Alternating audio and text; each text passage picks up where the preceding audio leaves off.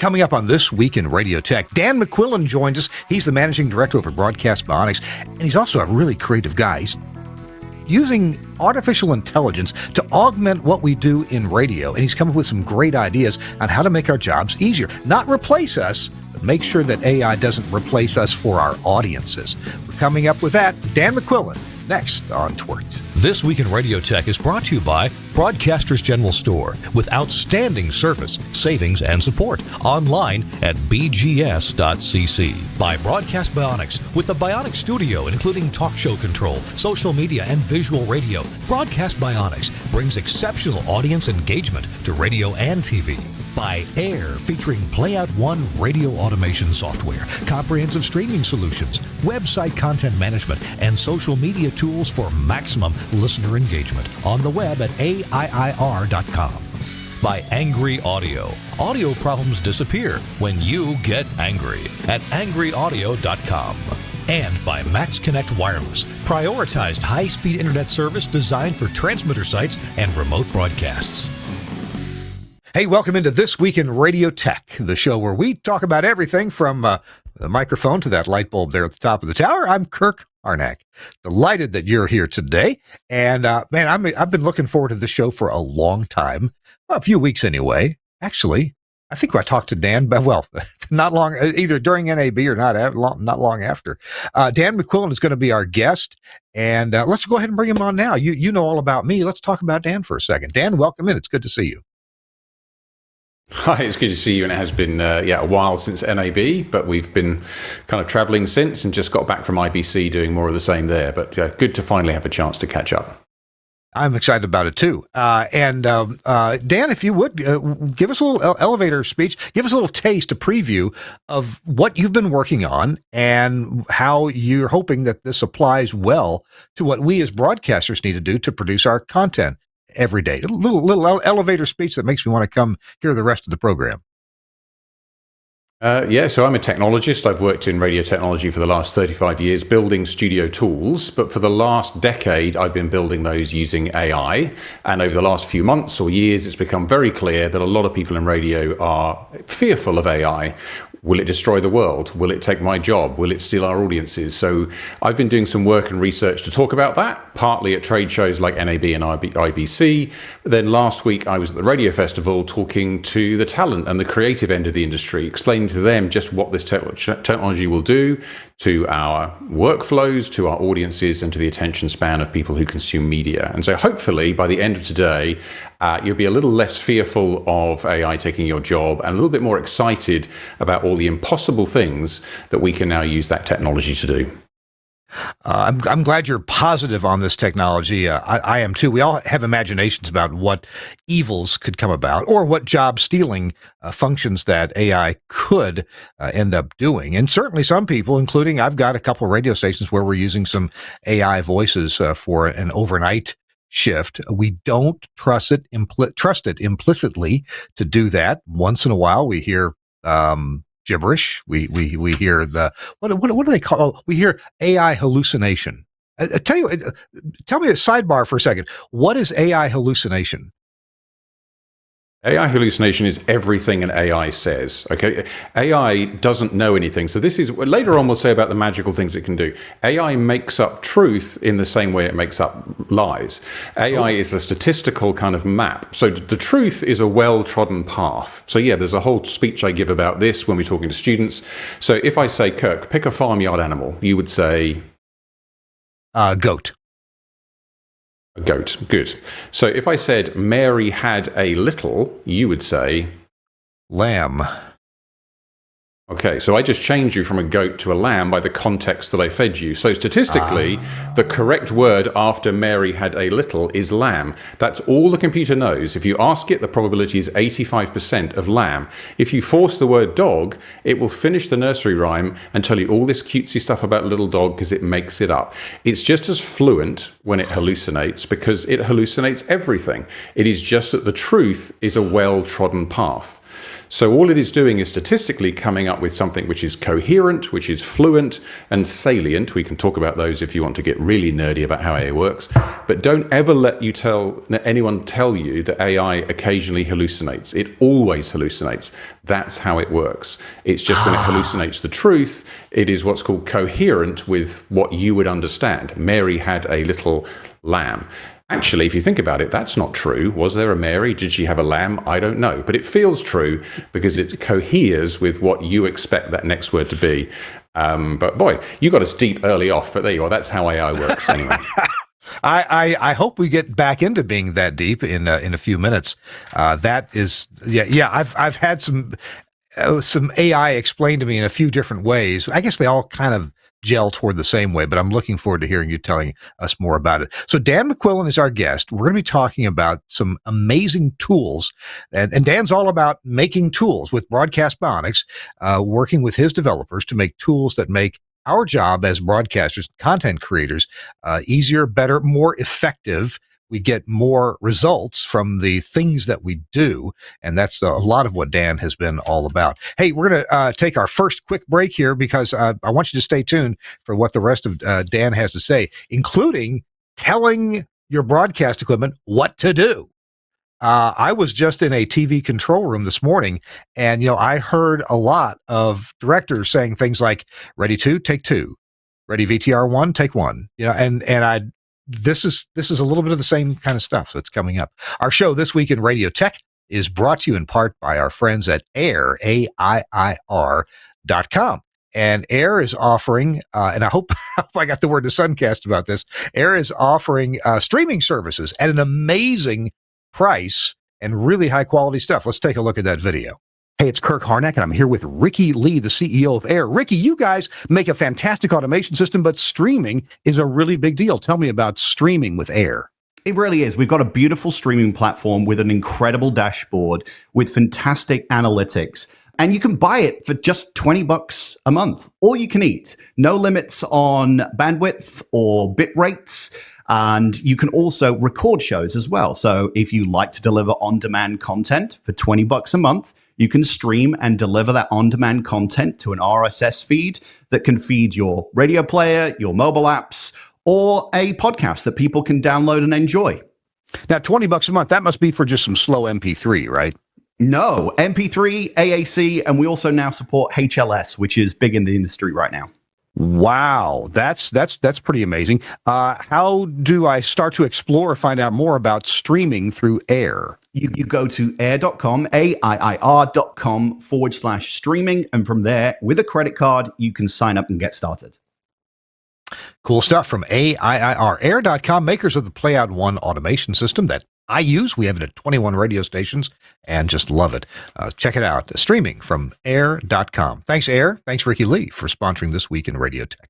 All right, Dan McQuillin is here.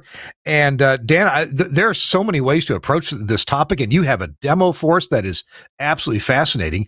I'd kind of like to start with a bullet point that you suggested we go with, and that is, and you referenced it a minute ago, AI is not exactly coming for your job, but it may be coming for your audience. Can you help me understand what you mean by that? Yeah, so for a couple of years, I've been hearing people talk at radio conferences about AI, and 2-3 years ago, people were afraid that AI was going to destroy the world.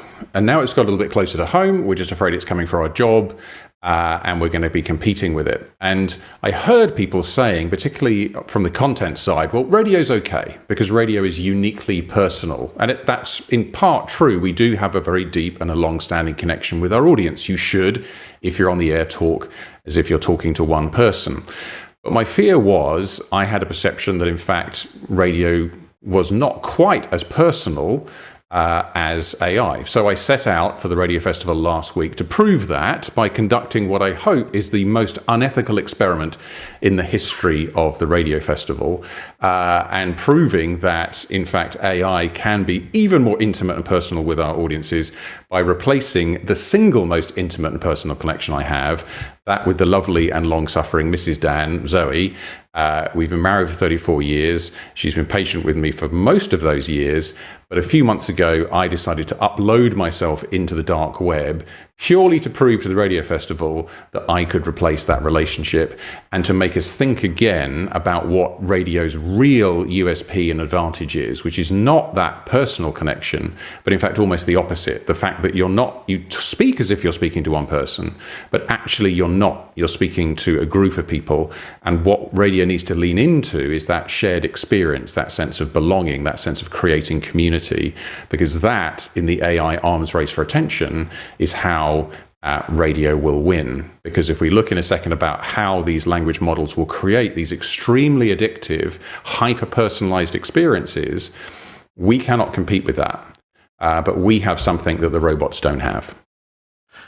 Wow, you said something that's so insightful and yes, goes against the conventional teaching and wisdom, but it sounds, and the more I think about it, more true than what we've been taught. It's not about a personal connection, it's about a shared experience, which maybe it ends up in being it feels like a personal connection. But when I hear, and at my radio stations, we carry several of these syndicated morning shows that we download just in time.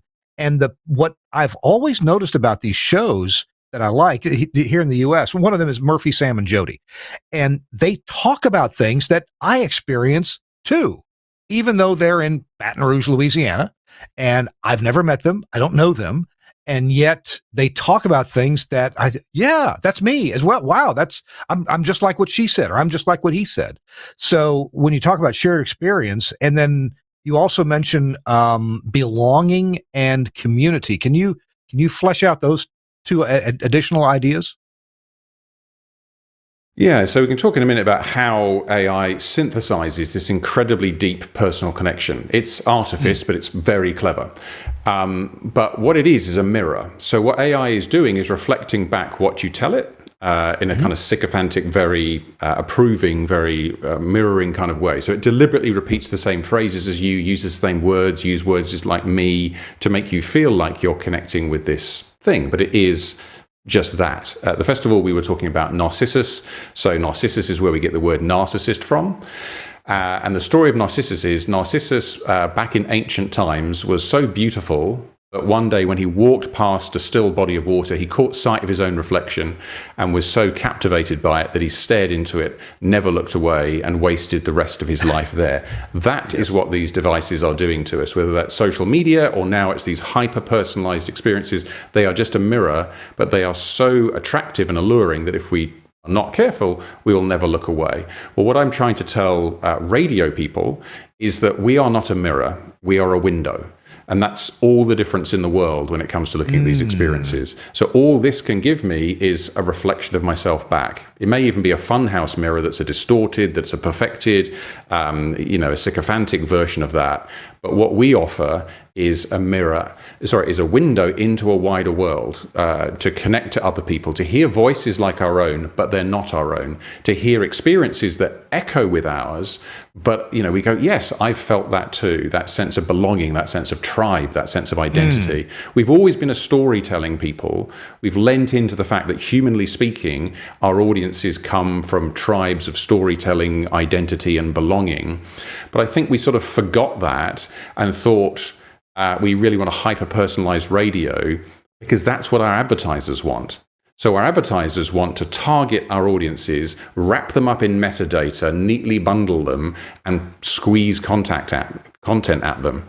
That is not what human audiences want or desire. We crave a sense of belonging, being part of something.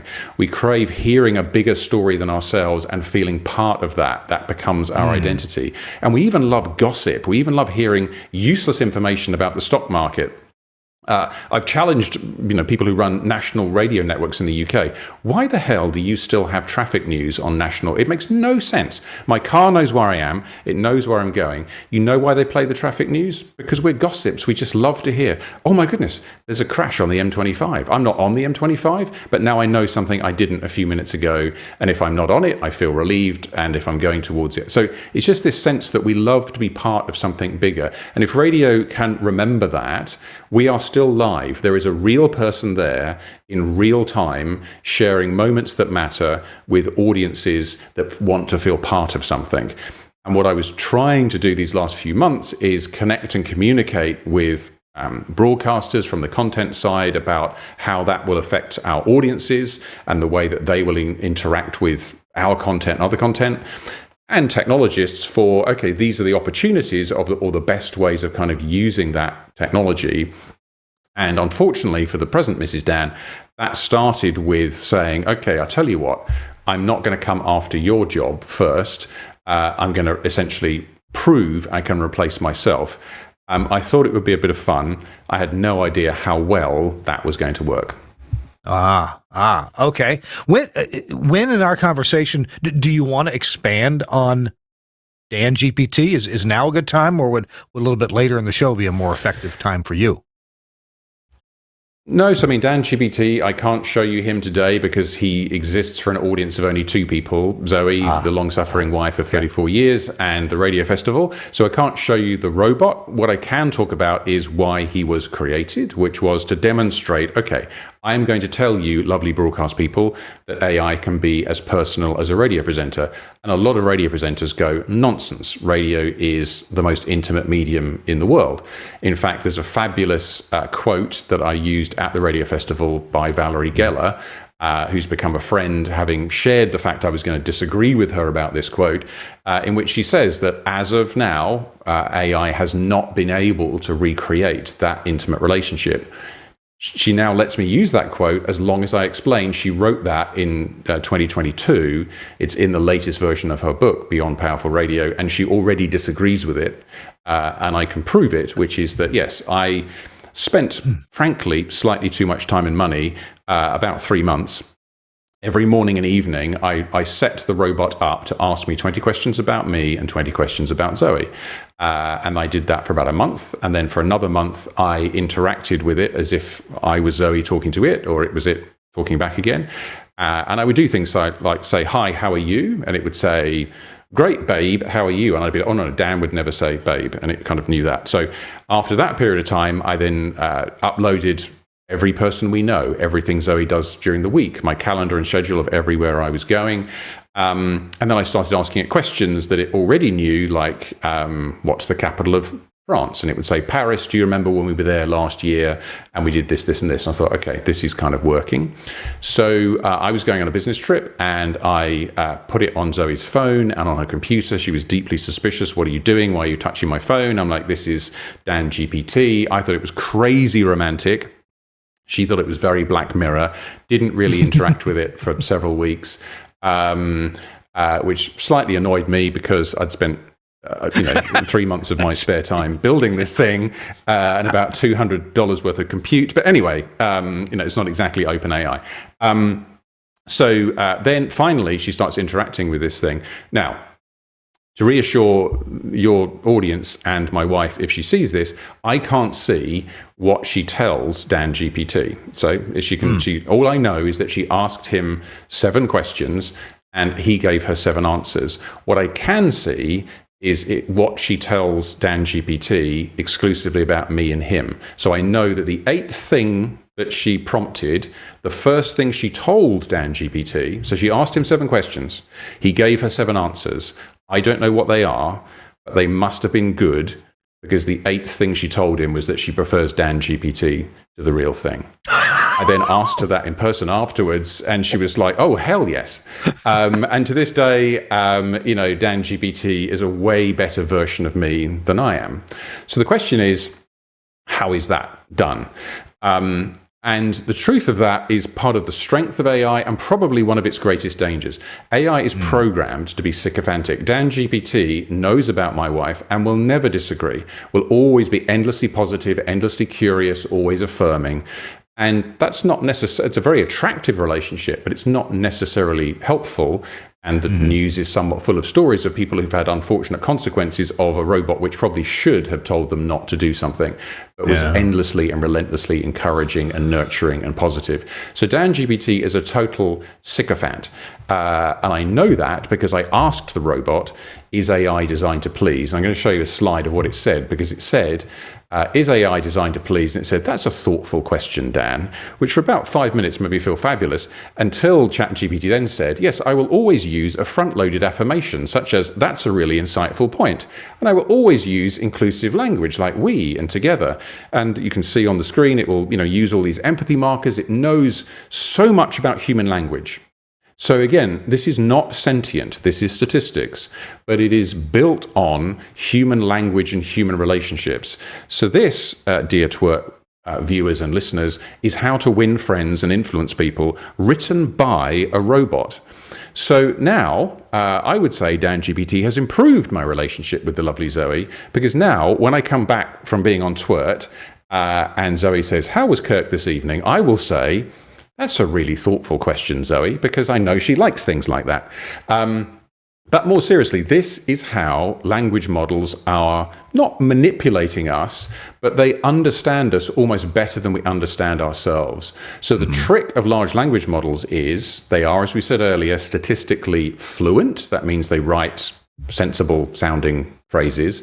They are coherent with what we believe and understand, but they also really understand how to anthropomorphize, how to appear like there is something or someone there, and they are using language tricks just as we would do. In fact, as I say, I've been alive for 54 years, I've been married for 34 years.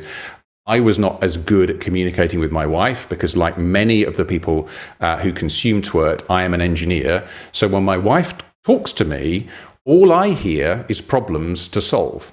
Yes, And the great thing and blessing for DanGPT is he can't solve nothing because he's a robot, but what he is brilliant at doing is saying, oh dear, that's terrible. I'm sorry to hear that, Zoe. That must be so difficult.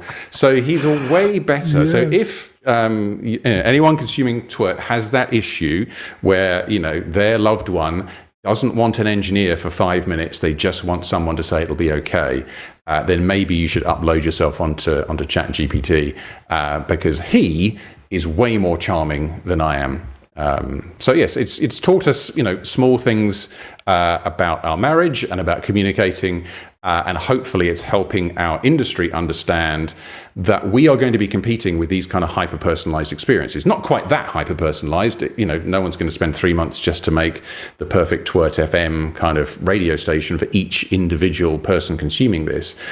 But this will be ludicrously addictive.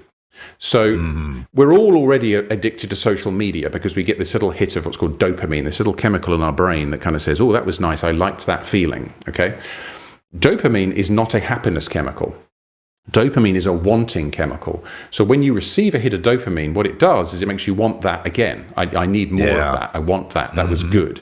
And it's designed, sort of for us, humanly speaking, to want to repeat certain activities. And, it's a reward chemical, but it says, I want to do that again. So in social media, every time, Kirk, the 2 or 3 times you've had a like, I imagine you probably enjoyed it. And when that happens, your little brain goes, I want another one. But for you to get a like, there's 2 people in that transaction, you and the person who likes you. When you're interacting with a language model, every time you send a query and it comes back, or you put in a prompt and it comes back, it is limitless. You can just keep hitting that kind of dopamine button again and again and again. So there's a lot of people who get misled by large language models because they hallucinate. There are people who get misdirected by large language models because they don't know what they're saying, but they tend to be quite sycophantic and agreeable. Not always a good idea, but they are certainly profoundly addictive.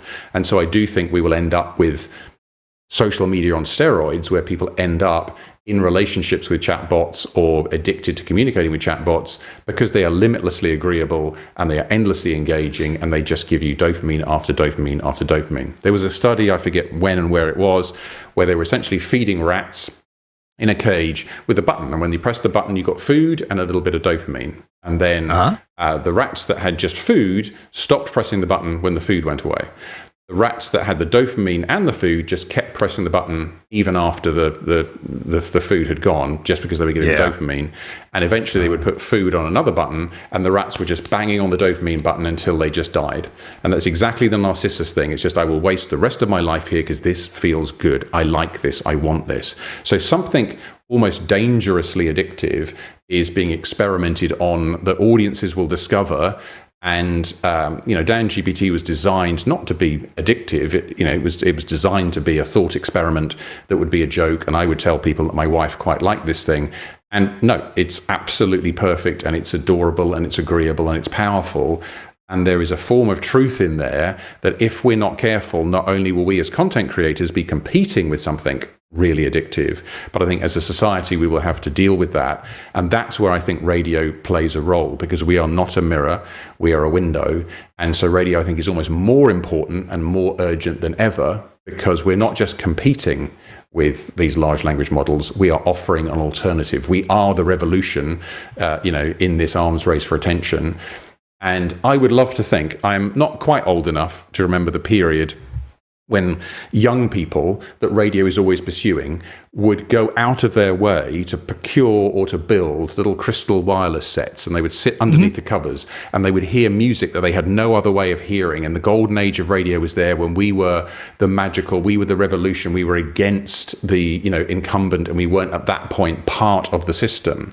Well, maybe we get to be that again. Maybe we get to be the voice of truth when all you have is hallucination.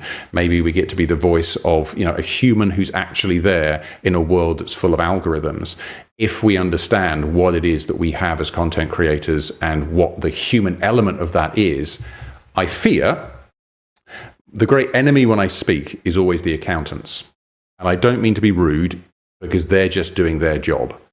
And their job is to make radio, which is a little bit worse, but a lot cheaper. A little bit worse, but a lot cheaper. They've done that, in my opinion, way better in the last 35 years than most other elements of radio station. I will say, in front of groups of content creators, I think the most creative people in radio are the accountants. But in one sense, they're just doing their job. Their job is to make radio viable. Our job is to make radio valuable. Our job is to say, this is what we can do. And so I guess the fun part, where we flip to AI being exciting, is that most technologies that you and I have worked with Kirk on for 30, 40 years have been about doing what we've always done, but slightly better or differently, doing it digitally, doing it in a computer. Maybe it's slightly cheaper, maybe it's slightly better. And accountants have looked at that with their reductive mindset of saying, how can we reduce cost or reduce headcount? We cannot do that as professional broadcasters with AI, because the alternative is free. So yes, we have to be more efficient, but we also have to understand the growth mindset of AI, which is where it gets exciting, which is that we can now do things today that were impossible 6 weeks, 6 months, 18 months ago. There will be things that you've always wanted to do on air, always do with your content, that were impossible. You didn't have the time, you didn't have the money, you didn't have the people. That's what we need to challenge ourselves with. What is possible today that was impossible 6 months ago? And let's go do that. Rather than just hand the show over to the robot, let's actually augment the human being with superpowers and all of this impossible technology, so that we can compete with the algorithm, so that we can compete with these hyper-personalized chatbots, because the accountants will love how cheap it is. The advertisers will love how targeted it is, but audiences need something real, and we have that. Dan, I have some good news and some better news. The good news is we're going to break for a minute and pay for part of the show.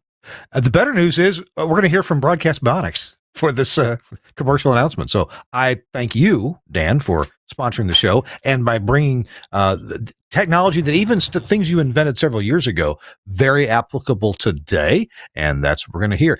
Dan McQuillin is our guest. He's the managing director at Broadcast Bionics. And Dan, when we come back, I hope we can talk a bit more about embracing AI as augmented intelligence, but also I believe you've got some demos for us at some point along the way here. So I'll be excited to hear about that. And you know what?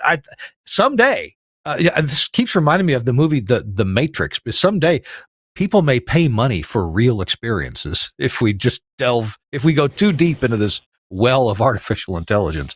Our show is brought to you in part by Broadcast Bionics. We'll be right back. Hang on. Welcome to the Bionic Studio. The Bionic Studio brings all audience interaction to the fingertips of a production team in radio, TV, and podcast. Our workflow-led system is working 24/7 around the world for small broadcasters and national and international networks. Our telephony module, Bionic Talk Show, allows cost-effective centralization, remote operation, scalability, and resilience across an entire network of stations, but at the same time is used in single-studio self-op environments. Social media curation and activity is now considered a broadcast-critical part of programming. Bionic Social means the studio isn't overwhelmed with a wall of interaction from an ever-growing number of social platforms. We combine SMS, MMS, and email, together with a speech-to-text service for listeners using smart speakers. We enable studio teams to curate, filter, and display all platforms in one place, and post text, images, and video content to multiple platforms in one operation.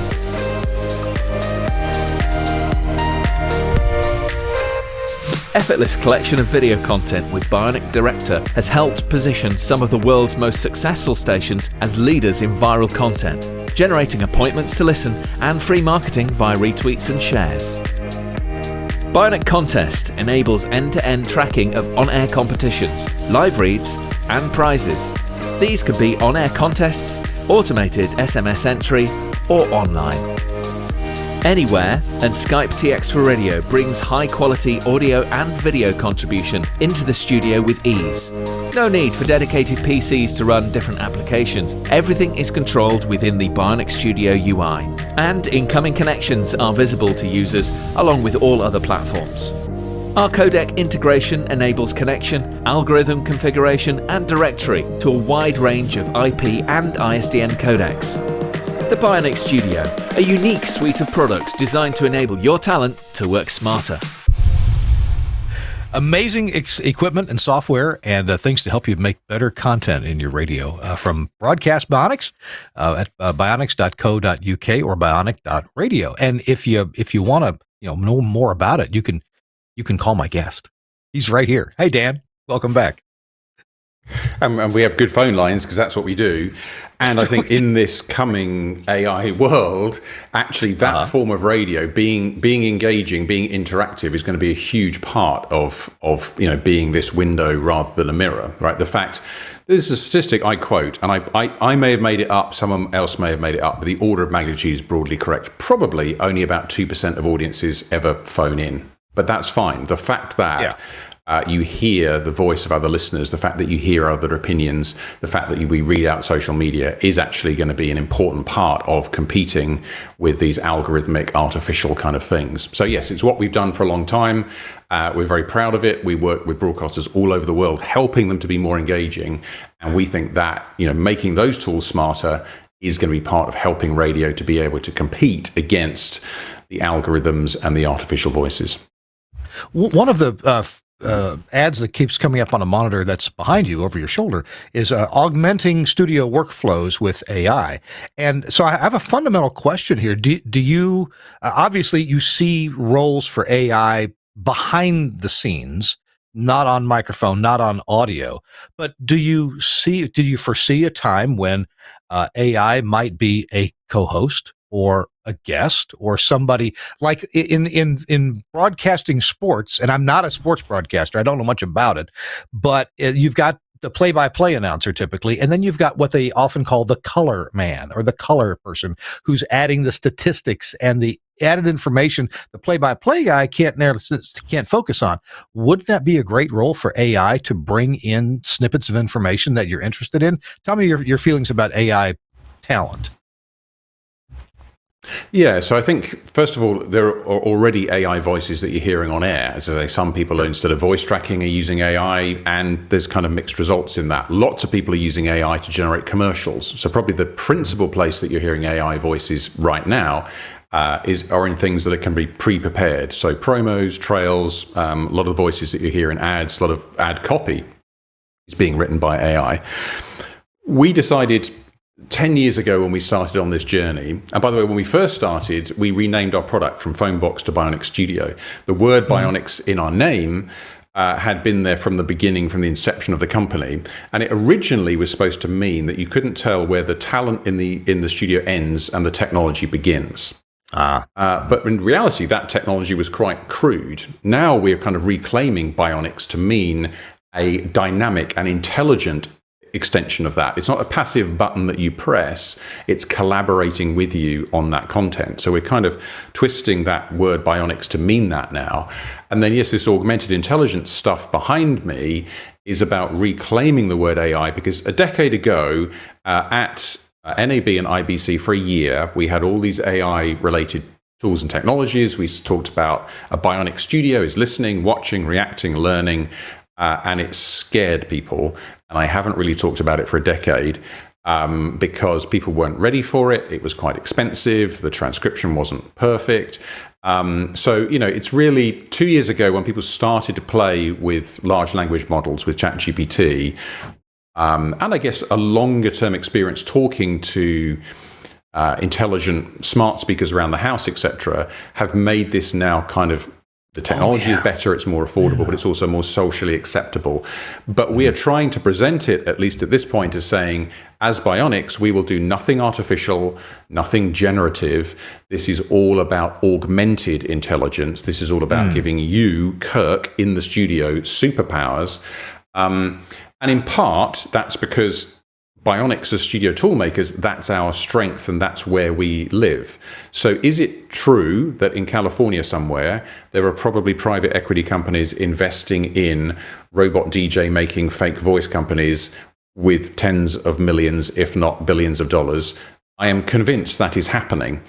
I don't think that's necessarily right, because why would you use this technology to fake a DJ's voice and make fake radio when you can make these other experiences?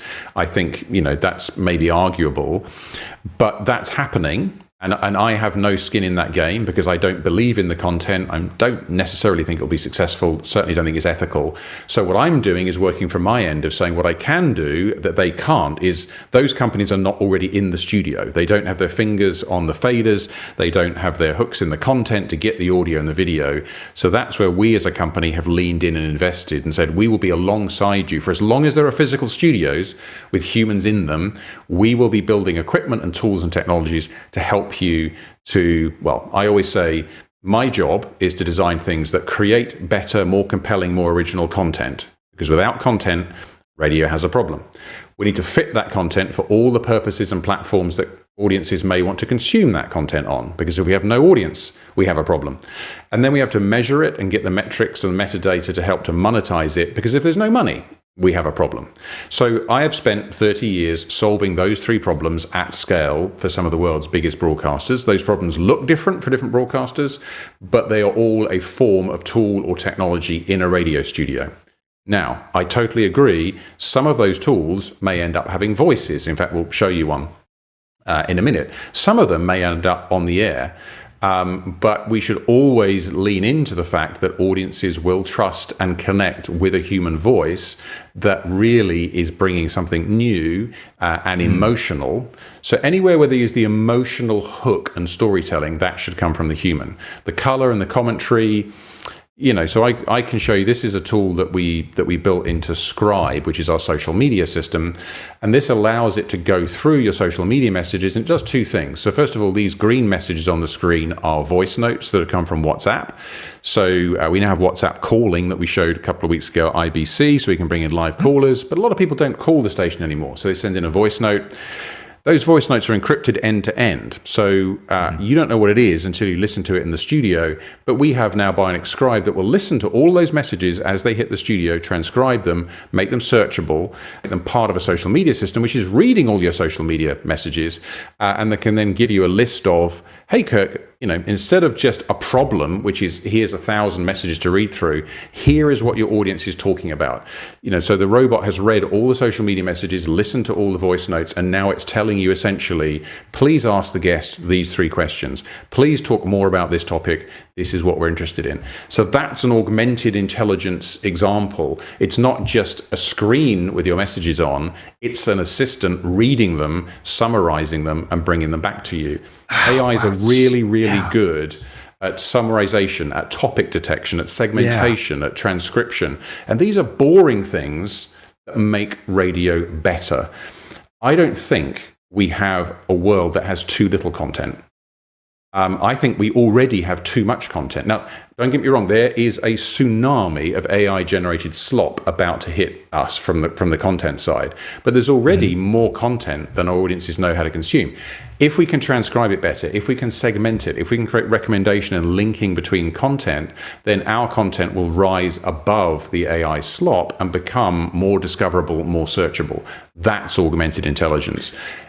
Could you hire a human to do that? Absolutely. But could you afford to have somebody sit and transcribe and translate and index everything? How many years have you and I talked about metadata and it never happens because it's boring and it's expensive and everyone does it for a day and then they forget or get bored and then you don't have it. We can now automatically generate fully descriptive metadata instantly during your show, and every single show is indexed, cataloged, searchable, and that's one of the things that Bionic Scribe does. So could I put a voice on that social media summary? And then after a voice break, I kind of go, and then here's Sally with the socials. And, the voice reads that out. I could. And if you had no budget to do anything else, that would be better than nothing. We're working on AI call screeners. So if you can't afford a call screener to screen your calls, when you ring in the radio station, a robot is programmed to say, hi, and it's got a mission. I need to know your name. I need to know what you're calling about. And, don't engage in it. So is it better to have a human call screener? Absolutely. They will get better out of your audience than the robot will. But if the alternative is nothing, then that would then allow somebody working a solo shift to screen all the calls as if they had a intern grade call screener. So when we say nothing generative and nothing artificial, we're really saying don't replace the core of your content with that. But if you can augment it, if you can make something that would not be possible except for the robot, then absolutely use it with that growth mindset. Be innovators. Think about, I've always wanted to have a co-host, but I couldn't afford it. Maybe that is a direction to go. Live hallucination is a problem. In pre-production stuff, ads, promos, using it as voiceover, it's a little safer because you get 3 swings at the ball. But yes, there are all sorts of production level things, not just large language model related. Some of the stuff that you can do now with audio is ludicrous. So we have the ability now to take a mixed bed with audio on top of it, entirely remove the voice from that, and give you the two as total stems that are entirely separated from each other. And we've all heard examples now of, me doing this surrounded by wind noise or traffic noise. Just that's gone. And I'm slightly off mic and I apologize, there's an echoey room. If this wasn't live, we have some AI we could run this through and I would sound just as fabulous and on mic as you. But then we can do impossible things with that. So we can take a voice off a music bed. We can transcribe the voice. We can translate the transcription. We can model the voice. We can make the voice speak a different language to time, put it back on the bed, and reconstitute a 30-second spot in another language with the press of a button. That's impossible. Yeah. But it would allow you to make TWiRT in Spanish. Sure. Now, does that replace somebody's job? Because there are people in the movies dubbing, absolutely.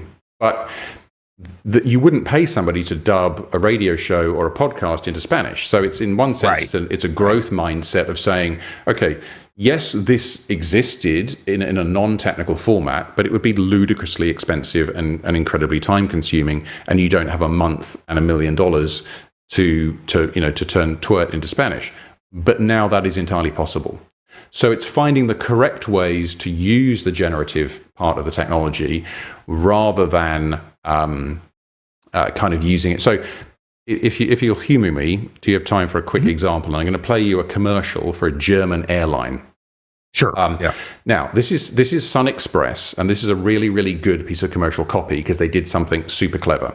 So Sun Express is a discount airline, a budget airline. I don't know what they are in the US, but here we have EasyJet or Ryanair. They're kind of super budget airlines. But they have a problem that all airlines have, which is more than occasionally they fly with empty seats.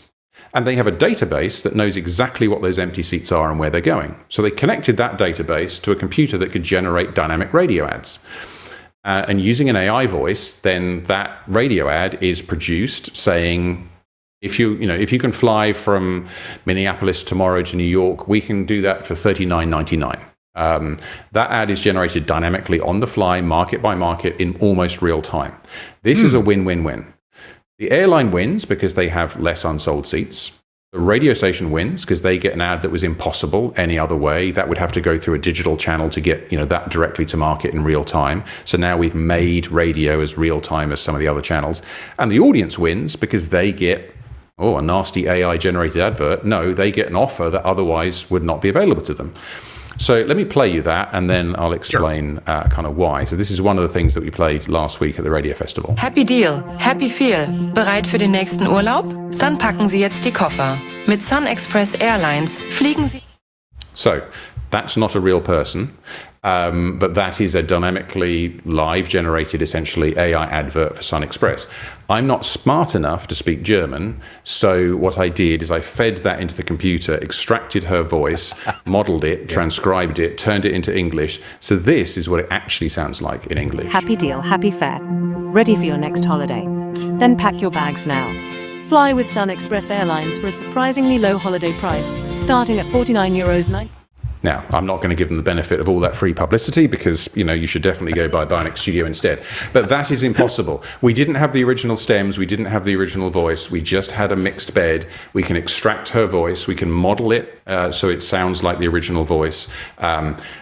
Morally, that's questionable. So the only reason legally I did that is because I was modeling another AI voice. So we actually tried to do it with a piece of copy that we have, and the voiceover who made that for us was uncomfortable with us doing that. So there's lots of gray areas here. So to do that demo, I chose a voice that can't sue me because it's another robot. So I made one robot mirror another robot. But that's a good example of an impossible advert, a new revenue, and a kind of growth mindset of, hey, we could make dynamic radio adverts which are absolutely up to the minute, which have offers that would be not available any other way. Or, as I say, we can take content that would only be able to be consumed that was originally in German or Spanish, and now we can listen to that podcast or that show in English. And I think that's really a more exciting use. Let the humans make the content, and then let the robots bring that content to new audiences, expand that content, make it searchable, make it discoverable, bring it to us in new languages. And then I think that human-generated content can really shine.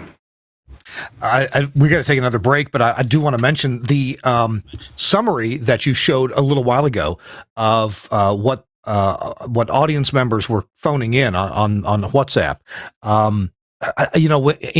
In Amazon, I tend to go right to the summaries of the reviews. I don't want to read all the individual reviews, but I read the summary. But if I see something in the review that I have an additional question about, or in the summary of the review, then I can typically go find somebody talking about that, something they didn't like, to see if the summary was based on a review that otherwise is credible.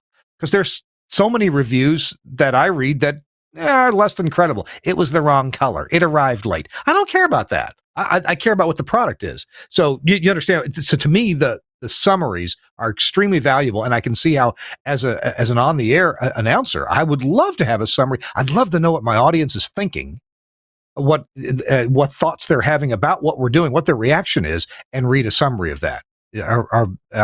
Without them phoning in, I guess that's not possible yet, is it? We can't read their minds. No, but we can read their social, right? So that's what we're doing. We're trawling for that information, and you're absolutely correct. But you're wrong in one sense. There is, and we don't have time for the philosophy and psychology of this, but there's a concept called the wisdom of crowds, which is that if you ask one person a question, you'll get a potentially brilliant or a potentially dodgy answer. If you ask 1,000 people a question, you will get a better answer than asking an expert. So there is a wisdom in crowds. The fact that people will guess high or guess low. I was once preaching in church and did this very dangerous experiment where we had a whole lot of jelly beans in the front and made people guess. And somebody guessed like 2,000, some people guessed like 20. But the average was within, I forget the number, like 15 of the actual number of jelly beans in the jar. There is wisdom in crowds. So if you crowdsource information from your social feed, you turn a problem into a solution. 10,000 messages hitting you is not a help, it's a problem. Being able to turn that into turning data into information and information into actionable content is something that AI is actually really good at. Summarization, they don't tend to hallucinate because you've given them all the information. They're not making stuff up, they're refining and sorting, and they're saying, hey, you've got Taylor Swift on, you've had 10,000 messages, here are the 3 questions that essentially all of those people want you to ask. If you ask those 3 questions, 10,000 people will think you read their message. I love it. I love it. I love it. All right. We're talking to Dan McQuillin. He's the managing director over at Broadcast Bionics, a sponsor of this show, and for good reason. They are just amazing. We're delighted to partner with them, and I hope they're delighted to partner with us as well and bring things like this to you. Hey, it's This Week in Radio Tech. I'm Kirk Harnack, and we're going to talk about something called the Rave Console from Angry Audio. And I think my buddy Suncast is going to show you some video right here about the Rave console. It is an amazing little analog console. And when I say amazing little, what I also need to say there is this thing is built like a freaking little tank. It is heavy duty. It's beautiful. It's well designed, as you can see on the screen if you're watching. 8 stereo inputs. Yep, it's got up to 4 mic inputs, mic aligned to 4 mic preamps, a couple of stereo mix buses. It also has mix minus outputs that have talkbacks. You can talk back to a codec or to a phone, and not be on the air if you want to talk back that way. It has great metering. You can see from across the room quite easily. You can see if the console is, if the bus is overloading or close to overload. All the connectors on the back, well, except the mic connectors, they're XLR because we know you like that. But all the line level input and output connectors are on the Studio Hub standard. So that means it's quick to wire. You may be able to wire this thing up and not have to break out the soldering iron once if you just use the Studio Hub adapters. Love this thing. It is so well made, and the switches and the faders, these are just wonderful quality. Catfish, Mike Dosh, who developed this console, and he has developed plenty of other consoles in his career. He has designed this one, and it feels good. I have been in his office and taken this console open and closed it back up, and it very high quality. And the price, you're going to love it. I'm not going to quote you the price. Call your favorite dealer, any of your favorite broadcast equipment dealers. Most of them will carry the Angry Audio line and be happy to put one of these consoles into your studio. I mean, LPFM broadcasters, big broadcasters, podcast studios, personal home studios, all these different kinds of places are using them. Thanks again, Angry Audio and the Rave console for sponsoring This Week in Radio Tech. The other people we want to talk about is Max Connect. Max Connect does this. Well, they started out in the broadcast realm, helping engineers by providing wireless 4G LTE communications, and not just anybody can do that. You've got all these hotspots and gateways and things like that. But what Max Connect does is they have arranged for service from the different carriers, the different cell carriers, to give you prioritized data. The cell carriers have some channels set aside for prioritized data, and you may not know about this, but they set aside these channels that if you're in a stadium of 60,000 people and you're doing a Facebook or Instagram update, you're not getting these channels. Those aren't for you. These are for people like broadcasters. The only people with more priority than you is first responders, and let's hope that they're not taking up the channels. So you get incredible priority over everybody else at the venue, and you also get a static IP address that you can access from the outside world. So many services these days have what they call carrier NAT, and you can't remotely get into your device unless there's some kind of rendezvous server involved. But that's not the case with Max Connect's wireless service. You get a public IP address that you can get into. And hey, with your router, you can even whitelist things so you can only get to it from certain other IP addresses, like your studio or like your home office, things like that. You can enable that or disable that. You can do all kinds of security measures that you can implement. And they now have a new service where they actually combine Max Connect's LTE service with satellite delivered IP connectivity.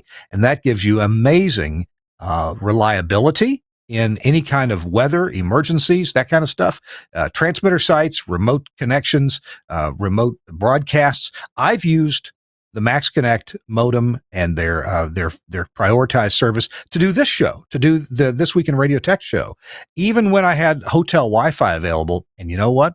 It was definitely more reliable than the hotel Wi-Fi. No lost packets. Well, you can't say no lost packets, but you know what I mean. Really reliable stuff. You're not contending with hundreds of other or thousands of other users.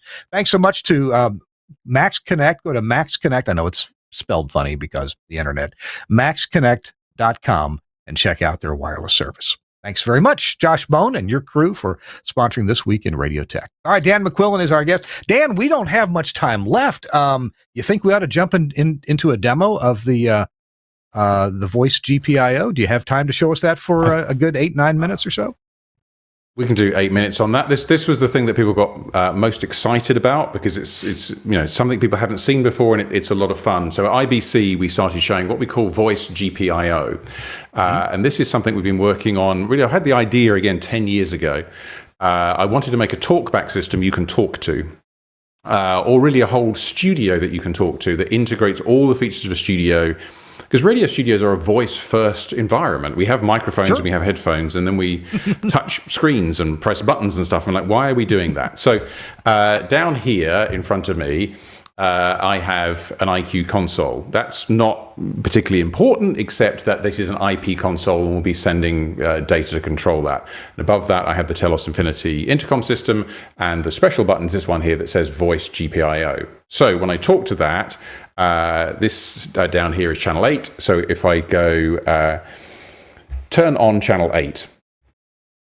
Channel 8 is now active. Then channel 8 is active. If I go turn on all channels, not particularly useful, but all the channels are on. Turn off all channels. Deactivated all channels. So I can use a voice command which is linked up to generate and tell the desk to do anything I want. I can also send a message to my video switcher. So if I go switch video camera, then you will see me again. If I go switch video loop, then you will see the thing that's kind of running behind me. Switch video demo will bring the video down to my hand down here. Now, I can control anything in the studio with this. So I can control the talk show system. Really hard to do from a talkback. So I'm going to tell the system that I want to call 201 on device 1. Calling phone number 201. So that phone number is now dialing. It was meant to be like this. Theresa May was told hang up device 1. Hanging up call. So I can dial, I can answer, I can dial by name or by kind of number. I can dial on different services, so I can dial on WhatsApp or dial on a phone call, and control anything on the desk, even quite specific things. So if I want to turn on bus 4 on channel 8, then I can go turn on channel 8 bus 4. Channel 8. That light there that comes on there. To prove that's happened, I can say, what are my bus assignments? Active channels on bus 1 are 1, 2, 3, 4, 5, 6, 7, 8, and no channels are active on bus 2, and no channels are active on bus 3, and active channels on bus 4 are 8. Now, if I'm completely blind and I want to operate the console, I can say, turn on console announcements. Announcements have been enabled. So now anything I do on the console will be dictated back to me. So let's turn that off. And then put on, say, one over here. Channel 2 added to bus 4. Channel 6 added to bus 4. Channel 7 enabled. Turn off console announcements. So at that point we have an accessibility. At that point we have an accessibility feature. And this is all being done in a secure on-premise way. The cloud hasn't been bothered by any of what we've just done here. I also have control over GPIO. So if I go switch video camera to bring me back into view. Switching to camera. Hello, lovely TWiRT people. And then this screen behind me doubles as an on-air lamp or an on-AI lamp. So if I go take my studio on air, then a GPIO gets flicked, and then behind me the on-air light comes on, and then I go off air, and then my studio will go off the air again. So I can fire any GPIO. I can have any GPI that's hitting me say something. So your playout system can now speak. Your transmission system can now speak. Any TCP message hitting the studio. So switch video demo will bring me back down to look at the desk. Switching to demo. And if I press this button here, the GPI from that will send a message to Chris's V clock, and that will read the time to me. So that's showing that I can take any system and give it a voice. The time sponsored by vClock is 2 minutes to 11. There you are. So we've got 2 minutes to run.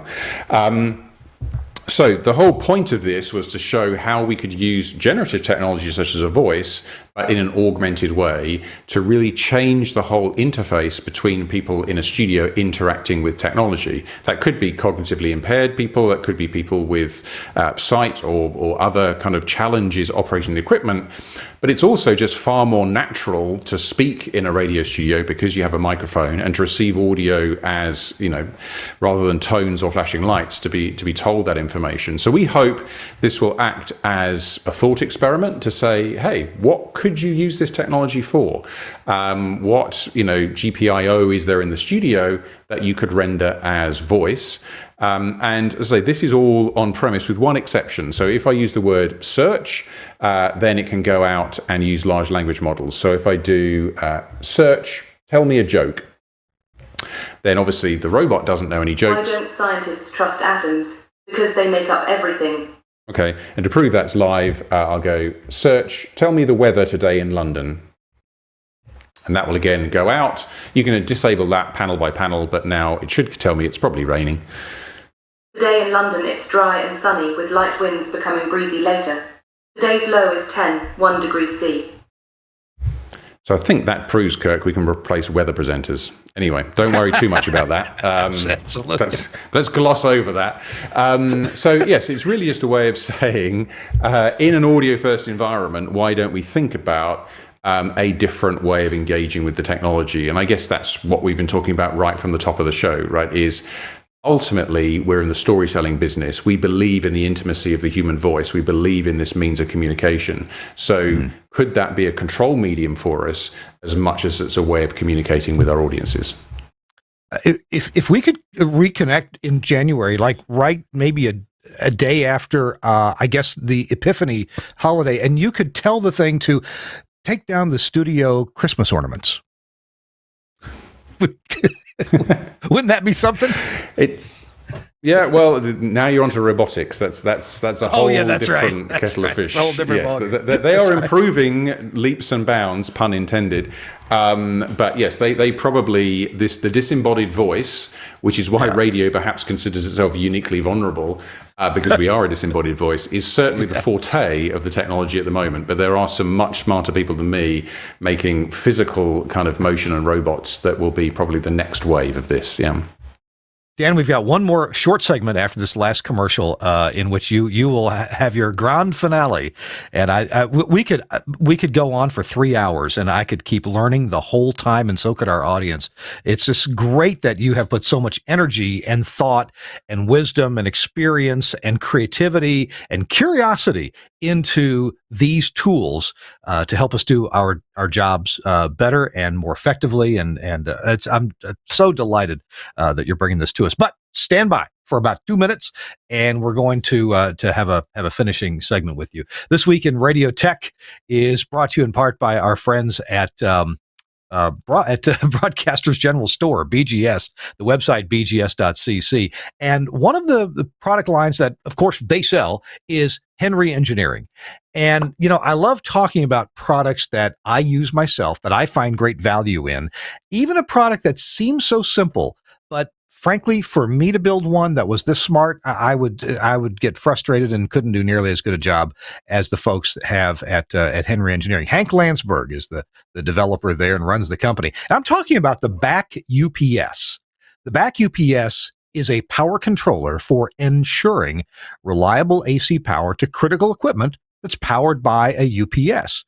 Now, Back UPS constantly monitors the output of the UPS, and it automatically bypasses the UPS if its output fails or becomes unstable. And I've had almost as many problems because of a bad UPS output than I have because of the power going out. I swear we're buying good UPSs, but they're not always good.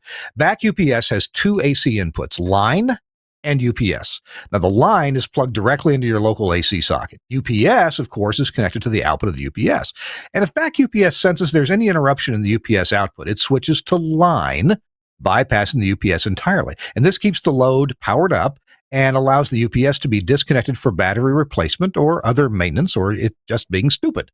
And by the way, it switches quickly enough. I don't know that nobody would ever have a problem, but it switches quickly enough from UPS to line. I've never had a computer glitch or reboot or have any kind of problem during that really quick switchover period. It seems to be fine.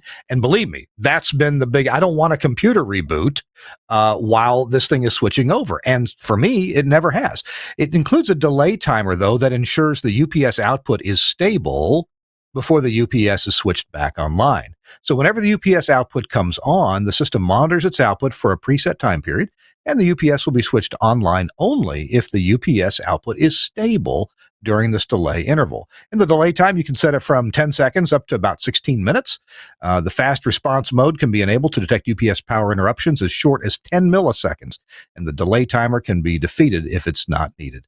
You got to check this thing out. I use this on my systems where I've got a rack full of gear, and that gear has but one power supply. Now, sure, I've got servers and other gear that has two power supplies, and of course, one of those goes to the UPS, and the other one goes to line power.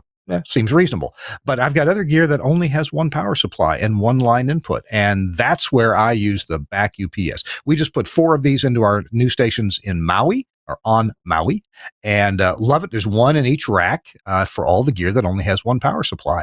And then I also have been using them for over 2 years at our stations in Oxford, Mississippi, where we've got everything in a couple of racks to run these radio stations. Check it out from BGS Broadcasters General Store, the website bgs.cc, and they'll take your order by from the website, or you can call them at 352-622-7700 at Broadcasters General Store. Love these folks. Just saw Dave Kirsten last week at the Georgia Broadcasters Conference. They are good people and great prices. Thanks a lot, BGS. And Hank Landsberg for sponsoring This Week in Radio Tech. All right, we're talking to Dan McQuillin from Broadcast Bionics. Dan, I know it's way past your supper time, so I appreciate you being here this late at night for you there in England. What would you like to close the show out with? What words of wisdom or fun, or what experimentation can people start to do on their own with this stuff? Yeah, first of all, experiment. My favorite button on all of these language models is the one where you can talk to it. So there's that little button, it's normally like a little waveform button down the bottom right. Press that, and you'll feel a different experience, because again, that's what we believe, that intimate kind of voice first experience. So you can talk to the language models and they'll talk back. I do that in the car. You press the button once you get in the car, but before you set off, it goes to Bluetooth, and you can drive along having a conversation. So as well as DanGPT, I created one called Start an Argument, which is publicly available. Go to Broadcast Bionics, Start an Argument. It's not Zoe GPT, but it will disagree with anything you say. So you drive along and you say something, and it will just take the opposite side of the argument. I created another one which is called Learn Anything, and as you drive along and you talk to it, and it's like a little professor that will kind of describe anything. So use these in a playful way. You can learn anything.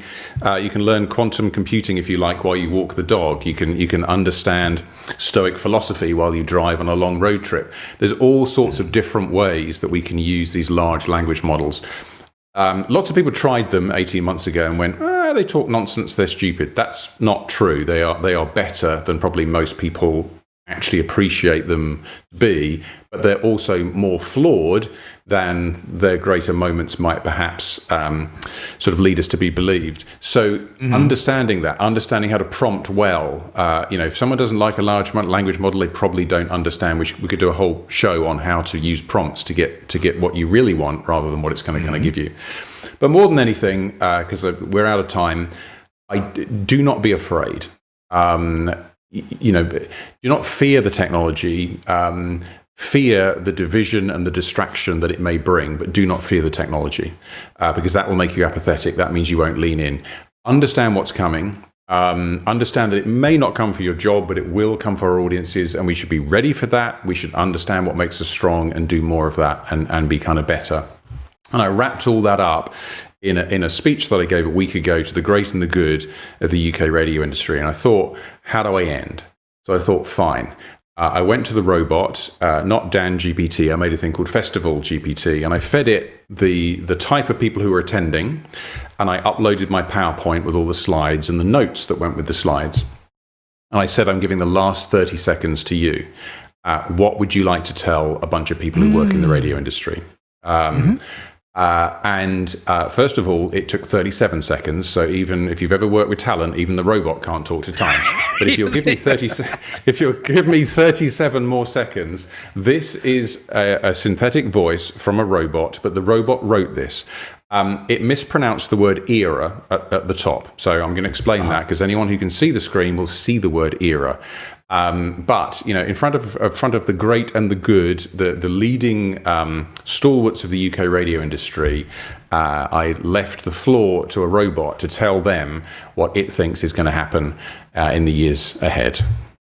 In an era of synthetic companionship and unlimited algorithmic everything, the simple power of a real voice in real time, sharing stories that matter, isn't outdated. It's revolutionary, because what radio does is more than fill the silence. It builds belonging. It gathers strangers into community. It creates moments of honesty, of connection, of shared humanity in a world that too often feels artificial and fragmented.